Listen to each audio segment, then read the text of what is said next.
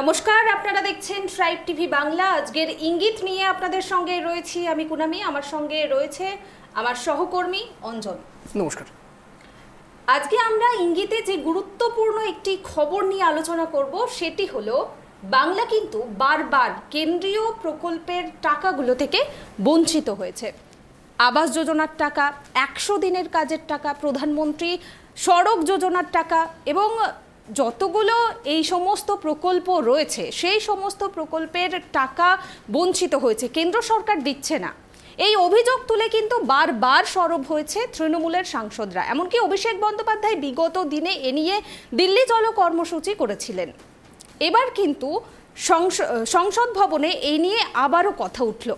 আর এই বিষয় নিয়ে তামিলনাড়ু এবং কেরলের সাংসদদেরকেও পাশে পেল তৃণমূলের সাংসদরা।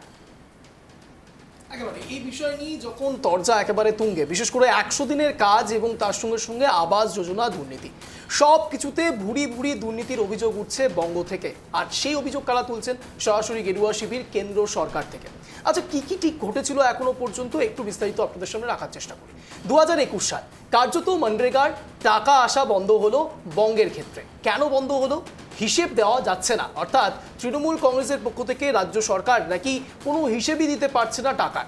যদিও বা এক্ষেত্রে বিস্ফোরক অভিযোগ করেছে সরাসরি বিরোধী দলনেতা শুভেন্দু অধিকারী। তিনি সরাসরি একের পর এক বারংবার একটা বিষয় বলে গিয়েছেন, তা হলো ডেট ডেট আর ডেট। কার্যত তিনি বলার চেষ্টা করেছেন যে রাজ্যে কোনোভাবেই হিসেবের খয়রাতি দেওয়া যাচ্ছে না, অর্থাৎ কোন জায়গায় কোন খাতে কি ব্যবহার করা হচ্ছে কোনো হিসেব নেই নাকি রাজ্য সরকারের কাছে। আর ঠিক সে কারণের জন্যই কেন্দ্র সরকার টাকা দেওয়া বন্ধ করে দিয়েছেন। আচ্ছা, ঠিক এই জায়গা থেকে প্রশ্ন অনেকগুলো ওঠে, তা হলো দুর্নীতি ঠিক কোন কোন জায়গায় হয়েছে। দেখুন, শিক্ষায় দুর্নীতি, স্বাস্থ্যে দুর্নীতি এবং তার সঙ্গে সঙ্গে নাকি এখন 100 দিনের কাজেও টাকাতেও দুর্নীতি। সরাসরি যে অভিযোগ উঠছে 100 দিনের কাজের ক্ষেত্রে, তা হলো বিশেষ করে এই টাকা যা কেন্দ্র সরকার থেকে পাচ্ছে রাজ্য সরকার, সে টাকা তারা তুলছেন এবং সেই টাকা দিয়ে কোনো সাধারণ মানুষের কাছে সেই টাকা পৌঁছচ্ছে না। বিস্ফোরক অভিযোগ কি করেছেন জানেন বিরোধী দলনেতা? তিনি বলছেন টাকা ব্যাংকে রেখে দেওয়া হচ্ছে এবং সে টাকা সুদ পেয়ে রাজ্য সরকার বিভিন্ন খাতে ব্যবহার করছেন। ভাবতে পারেন, বিস্ফোরক অভিযোগ করছে বিরোধী দলনেতা শুভেন্দু অধিকারী। যদি সত্যিই তাই হয়, তাহলে এখনো পর্যন্ত কেন্দ্রীয় কমিটি থেকে যতগুলো সার্ভে হয়েছে রাজ্যের ক্ষেত্রে, সেই সার্ভের ক্ষেত্রে কি করে ক্লিন চিট পায় রাজ্য? প্রশ্ন তো উঠবে। আর ঠিক একইভাবে প্রশ্ন উঠতে শুরু করেছে কেন্দ্র এবং রাজ্যের এই দ্বৈরথের মাঝে সাধারণ মানুষের রুজি রুটি রোজগারের হিসেব নিয়ে। কেন বলছি? তার কারণ এই 100 দিনের কাজের এই দুর্নীতি এবং ব্যর্থতা সবগুলো দিক যদি আমরা একটু বিশ্লেষণ করি, তাহলে দেখা যাবে কেন্দ্র রাজ্য দুজনের সঙ্গে লড়াই তো করছেন। সরাসরি কেন্দ্র বলছে রাজ্য হিসেব দিচ্ছে না, রাজ্য বলছে কেন্দ্র বঞ্চনা করছে। কিন্তু এসবের মাঝে কারা হারাচ্ছে মূল টাকাটা? তা হলো সাধারণ মানুষ। অর্থাৎ সাধারণ মানুষ 100 দিনের কাজের টাকা, আপনারা একটু ছোট্ট হিসেব করুন, ধরুন কেউ 5 টাকা করেও পাচ্ছে। 2021 সাল থেকে 2025 সাল অবধি 4 বছরে প্রতি মাসে, বিশেষ করে 100 দিনের কাজের হিসেব করলে কত টাকা হয়, 5 টাকা করে হিসেব করুন, দেখবেন অঙ্কটা অনেক বড়। কিন্তু এ টাকা 5 টাকার নয়, এ টাকা অনেক টাকা। 7,500 কোটি টাকা সরাসরি বলা হচ্ছে এখনো পর্যন্ত বকেয়া রয়েছে। কেন্দ্র বঞ্চনা করছে রাজ্যকে। একের পর এক বঞ্চনা ইস্যুতে যখন সরব হয়েছে সরাসরি রাজ্য সরকার, কখনো যা বললেন আমার সহকর্মী কুনামি, সরাসরি বলছেন যে অভিষেক বন্দ্যোপাধ্যায় দিল্লি চলো অভিযানও করেছিলেন এবং কার্যত বাসের সেই অভিযান আপনারা নিশ্চয়ই দেখেছিলেন। একেবারে সংসদের ভেতরেও এ নিয়ে যথেষ্ট সরব হয়েছেন তৃণমূল কংগ্রেস নেতৃত্বরা এবং তার সঙ্গে সঙ্গে এবারে একেবারে ভারে মা ভবানীর এই যাবতীয় ইস্যুতে যখন বারংবার কেন্দ্রীয় বঞ্চনা ইস্যুতে সংসদে বারংবার দাঁড়িয়ে অভিষেক বন্দ্যোপাধ্যায় নানান ইস্যু তুলছেন, তখন এবার হাত শিবির কাঁধ রেখেছে তৃণমূলের কাঁধে। আর ঠিক সেখানেই তৃণমূল কংগ্রেস এবং কংগ্রেসের সঙ্গে এখন সম্পর্ক অনেকটাই মধুর হলেও তাদের মধ্যেও যথেষ্ট জোটলা রয়েছে। কেন বলছি বলুন তো? তার কারণ একদিকে জাতীয় নেতৃত্ব সরাসরি রাহুল গান্ধী থেকে শুরু করে সোনিয়া গান্ধী প্রত্যেকে তৃণমূল কংগ্রেসের পাশে দাঁড়াচ্ছেন, কিন্তু রাজ্যের ক্ষেত্রে কি হচ্ছে? রাজ্যের ক্ষেত্রে ছবিটা কিন্তু একেবারেই উল্টো। কেন বলছি বলুন তো? তার কারণ অধীর রঞ্জন চৌধুরী সরাসরি এর বিরোধিতা করছেন এবং তারা বলছেন, বিশেষ করে প্রদেশ কংগ্রেস সরাসরি বলছেন যে যদি সত্যি রাজ্য কেন্দ্রের থেকে বঞ্চনা হয়ে থাকে, তাহলে রাজ্য কেন কোর্টে যাচ্ছে না? প্রশ্ন তো খুব স্বাভাবিক। রাজ্য এতদিন ধরে কোনো কিছুই পাচ্ছে না, তাহলে এক্ষেত্রে রাজ্য কেন কোর্টে গিয়ে, সুপ্রিম কোর্ট রয়েছে, সর্বোচ্চ আদালত রয়েছে, সেখানে গিয়ে কেন্দ্রের বিরুদ্ধে কেন কোনো রকম অভিযোগ করছেন না? আচ্ছা, ঠিক এ জায়গায় আমাদের প্রথম ইঙ্গিত আপনাদেরকে দিয়ে রাখবো। দেখুন, বক্রেশ্বর তাপবিদ্যুৎ কেন্দ্র আপনাদের মনে থাকবে, সেই তাপবিদ্যুৎ কেন্দ্রের ক্ষেত্রেও নাকি কেন্দ্রীয় বঞ্চনা হয়েছিল। তৎকালীন বাম সমর্থকেরা এই কথা বলছিলেন, বাম নেতৃত্বরা এই কথা বলেছিলেন। আর ঠিক সেই বাম নেতৃত্বরাও বারংবার এই ইস্যুতে কেন্দ্র বঞ্চনা করছে বাংলাকে ইস্যুকে হাতিয়ার করে নানান সময় লড়াই করেছেন, কিন্তু তারাও কিন্তু কোর্টে যাননি। অর্থাৎ কার্যত এই বঞ্চনা ইস্যুকে হাতিয়ার করে প্রত্যেকেই রাজনৈতিক হাত শেখতে চান, এটা বলাই বাহুল্য। তার কারণ ২৬শে বিধানসভা নির্বাচন এবং এই ইস্যুকে যত জিইয়ে রাখা যায় ততই তো সাধারণ মানুষের সিম্পাথি আদায় করা যায় কোনামি। আর ঠিক এ জায়গা থেকে প্রশ্ন ওঠে, ইঙ্গিত ওঠে, তাহলে কি ইচ্ছে করেই ১০০ দিনের কাজের হিসেব, ব্যর্থতা, সাফল্য সবকিছু জিইয়ে রাখতে চাইছে তৃণমূল কংগ্রেস? কোনামি, একেবারেই ২০২৬-এর বিধানসভা নির্বাচনের আগে যে কেন্দ্রীয় বঞ্চনা আবারও একটি বড় ইস্যু হতে চলেছে, এটি কিন্তু আবারও স্পষ্ট হয়ে গেল। কারণ গতকালকেই তৃণমূলের সাংসদরা কিন্তু আবারও কেন্দ্রীয় বঞ্চনা এই ইস্যু নিয়ে সরব হয়েছেন। আর এই ইস্যু নিয়ে কিন্তু সরব হয়েছেন কংগ্রেস এবং ডিএমকের সাংসদরাও, এবং বিধানসভার বাইরে এই নিয়ে তুমুল হট্টগোল হয় এবং কল্যাণ বন্দ্যোপাধ্যায় কিন্তু বিভিন্ন অভিযোগ করেছেন। আপনাদেরকে শোনাবো একবার। বলছেন যে রাজ্যগুলিতে বিজেপি বিরোধী সরকার রয়েছে সেখানে ১০০ দিনের কাজের টাকা পাচ্ছেন না তারা। অর্থাৎ কার্যত তামিলনাড়ু, পশ্চিমবঙ্গ সহ অন্যান্য রাজ্যগুলির জন্য কেন্দ্রের ব্যবস্থা একেবারেই ঠিক নেই। ভাড়ে মা ভবানী হয়ে রয়েছে বঙ্গ থেকে শুরু করে প্রত্যেকটি বিজেপি বিরোধী রাজ্য। তিনি কেন্দ্রের বিজেপি সরকারকে বাংলা এবং বাঙালি বিরোধী বলেও তীব্র কটাক্ষ করেছেন। অন্যদিকে অভিষেক বন্দ্যোপাধ্যায়, তৃণমূল সাংসদ, যিনি দিনের পর দিন লড়াই করছেন, আন্দোলনের ডাক দিয়েছেন অভিষেক বন্দ্যোপাধ্যায় 2026 সালে। আমি পিসিআরকে বলবো একটু প্লেটটা থামানোর জন্য। 2026 সালে বিধানসভা নির্বাচনে কেন্দ্রীয় বঞ্চনাকে অন্যতম ইস্যু করা হবে। 2023 সালে তৃণমূল একাধিকবার এই অভিযোগ তুলেছেন এবং দিল্লিতে ধারাবাহিক আন্দোলনও করেছে। সংসদীয় কমিটি পশ্চিমবঙ্গের বকেয়া অর্থ মেটানোর সুপারিশও করেছে, তবে নির্দিষ্ট সময়ের মধ্যে সেই অর্থ না পেলে বিধানসভার আগে বড় আন্দোলনের হুঁশিয়ারি দিচ্ছেন অভিষেক বন্দ্যোপাধ্যায়, তাও আবার তৃণমূলের সেকেন্ড ইন কমান্ড সূত্র। একেবারেই পশ্চিমবঙ্গে ২৬-এর বিধানসভা ভোটে কেন্দ্রীয় বঞ্চনায় যে বড় ইস্যু হতে চলেছে, এবার কিন্তু নয়াদিল্লিতে তৃণমূল সাংসদদের সঙ্গে বৈঠকে জানিয়েছিলেন অভিষেক বন্দ্যোপাধ্যায়। আর তৃণমূলের মমতা বন্দ্যোপাধ্যায় যখন ইউপিএ সরকারের মন্ত্রী ছিলেন তখনকার তুলনায় বর্তমানে বাংলা অনেক বেশি টাকা পাচ্ছে। মঙ্গলবার কেন্দ্রীয় স্বরাষ্ট্র মন্ত্রকের বাজেট বরাদ্দ নিয়ে আলোচনার সময় এমনটাই মন্তব্য করেছেন অমিত শাহ।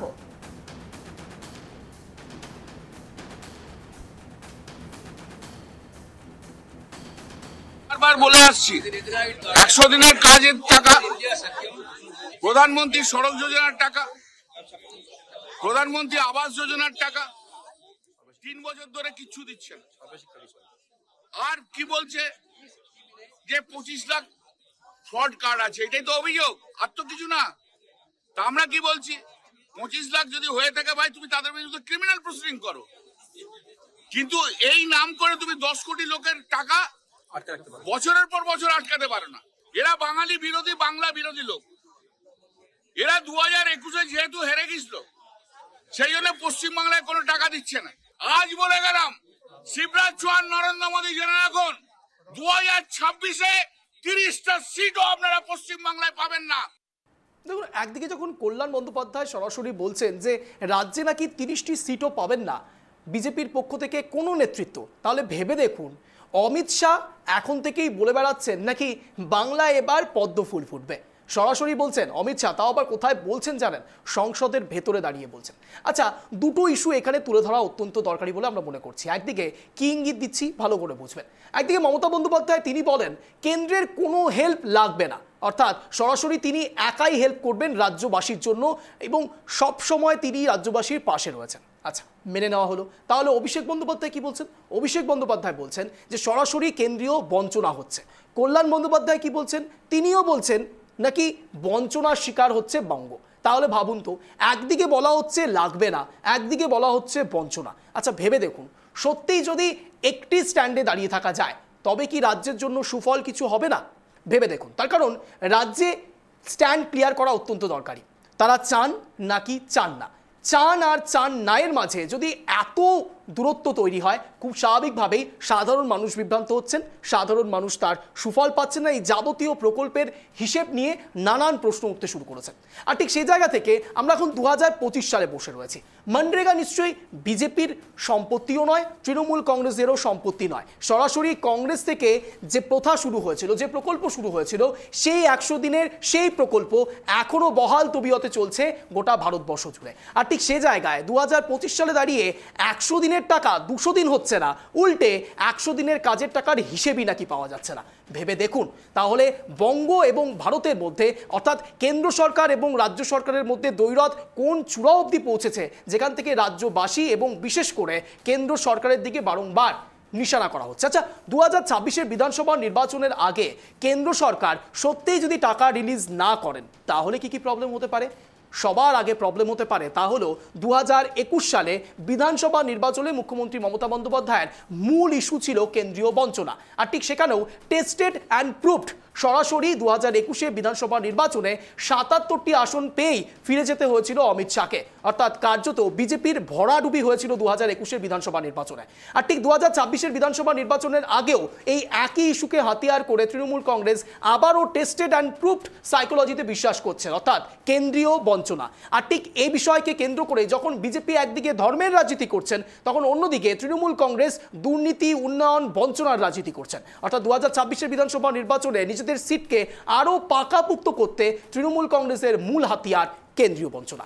একেবারে 2026-এর বিধানসভা নির্বাচনে বঞ্চনা যে বড় ইস্যু হতে চলেছে তা কিন্তু আবারও জানিয়ে দিয়েছেন অভিষেক বন্দ্যোপাধ্যায়। এবং গতকাল সংসদ ভবনের বাইরে যে কেন্দ্রীয় বঞ্চনা নিয়ে তুমুল হট্টগোলের সৃষ্টি হয়, সেখানে কিন্তু সাংসদ কল্যাণ বন্দ্যোপাধ্যায় স্পষ্ট জানিয়ে দিয়েছেন এবারের বিধানসভা নির্বাচনে নাকি 30টার বেশি সিটও পাবে না। আপনাদের মনে থাকবে পঞ্চায়েত নির্বাচনের আগে কিন্তু অভিষেক বন্দ্যোপাধ্যায় নবজোয়ার কর্মসূচি গ্রহণ করেছিলেন এবং এই নবজোয়ার কর্মসূচি গ্রহণের মাধ্যমে কিন্তু তিনি দিল্লি চলো এই কর্মসূচির ডাক দিয়েছিলেন সাধারণ মানুষের 100 দিনের বকেয়া টাকা ফিরিয়ে আনার জন্য। এবং এই কর্মসূচির প্রভাব কিন্তু পঞ্চায়েত নির্বাচনে এবং গত লোকসভা নির্বাচনে কিন্তু যথেষ্ট পড়েছিল, অর্থাৎ জয় জয়কার দেখেছি আমরা গোটা বাংলায় তৃণমূল কংগ্রেসের। অর্থাৎ এবারও যে 26-এর নির্বাচনে এই বঞ্চনা ইস্যু বড় একটি ইস্যু হতে চলেছে তৃণমূল কংগ্রেসের, এবং এর ফায়দা যে তৃণমূল কংগ্রেস উঠাতে চলেছে তা কিন্তু একেবারেই আবারও স্পষ্ট হতে চলেছে।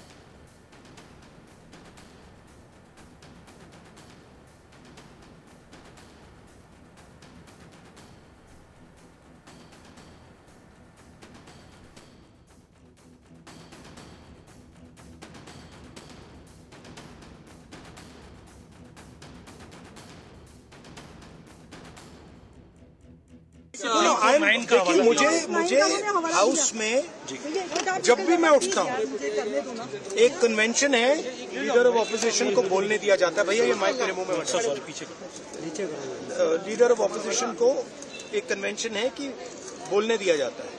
जब भी मैं खड़ा होता हूँ मुझे बोलने नहीं दिया जाता, ठीक है? तो पता नहीं मतलब ये किस प्रकार से हाउस चल रहा है, जो हम कहना चाहते हैं हमें कहने नहीं देते। सर, पार्लियामेंट्री अफेयर्स मिनिस्टर के खिलाफ भी प्रिविलेज नोटिस लेकर आए थे क्योंकि वो बुलाना पड़ा है। स्पेशल आपके ऊपर कहा कि राहुल को मर्यादा में रहने की बात कही। मैंने कुछ नहीं किया है सर, उन्होंने ये कहा, मुझे बोलने दीजिए, मैंने कुछ नहीं किया है। मैं बिल्कुल शांति से बैठा था, मैंने एक शब्द नहीं बोला, ठीक है? और पिछले मतलब 7-8 दिन में मुझे बोलने नहीं दिया, मैंने कुछ नहीं बोला। आपको क्या मुझे बोलने दीजिए, मैं बोल रहा हूँ, मुझे इंटरप्ट मत कीजिए। तो ये एक नया तरीका है जहाँ डेमोक्रेसी में ऑपोजिशन की जगह होती है और सरकार की जगह होती है। यहाँ पे ऑपोजिशन की जगह है ही नहीं, यहाँ पे सिर्फ सरकार की जगह है। দেখুন, বারংবার 2024-এর লোকসভা নির্বাচনের আগে 400 পারের যে নারা, যে গ্যারেন্টি সরাসরি প্রধানমন্ত্রী নরেন্দ্র মোদী দিয়েছিলেন এবং তার শরিক দলেরাও বারংবার একথা বলছিলেন, ইস বার 400 পার। কিন্তু 400 পার না হলেও যেখানে গিয়ে বিজেপি থেমেছে সেখান থেকে বাকি বিরোধীদের বলার জায়গা শুরু হয়েছে। অর্থাৎ বারংবার বিরোধী দলনেতা রাহুল গান্ধী যে বিষয়ে ইস্যু নিয়ে সরব হয়েছেন তা হলো নাকি সংবিধান খতরে মে হ্যায়। বারংবার তিনি বলেছেন এবং সংসদে দাঁড়িয়ে সংবিধানের মূল রাইট গণতান্ত্রিক অধিকারকে কায়েম রাখা, অর্থাৎ বিরোধী দলকে বলতে দেওয়া। আর ঠিক সেই জায়গা থেকে সরাসরি রাহুল গান্ধী বলছেন, বারংবার বিস্ফোরক অভিযোগ করছেন যে নাকি বিরোধী শিবিরকে বলারই সুযোগ দেওয়া হয় না। সরাসরি লোকসভা স্পিকারের দিকেও, ওম বিড়লার দিকেও অনেকবার নিশানা করেছেন, কখনো কংগ্রেস নেতৃত্ব, কখনো বা তৃণমূল কংগ্রেস নেতৃত্ব। বিভিন্ন বিরোধী শিবির থেকে এ জল্পনা যখন শুরু হচ্ছে, তখন ঠিক এ জায়গা থেকে প্রশ্ন উঠতে শুরু করছে, তাহলে কি গণতান্ত্রিক অধিকার হারাচ্ছে বিরোধী শিবির? অর্থাৎ সরাসরি শাসক শিবির শুধুমাত্র তাদের ডমিনেন্স দেখানোর চেষ্টা করছে সংসদের ভেতরে। কুনামি, একেবারে মঙ্গলবার কিন্তু সংসদ ভবনে যা হলো একেবারে তাৎপর্যপূর্ণ বলা যেতে পারে।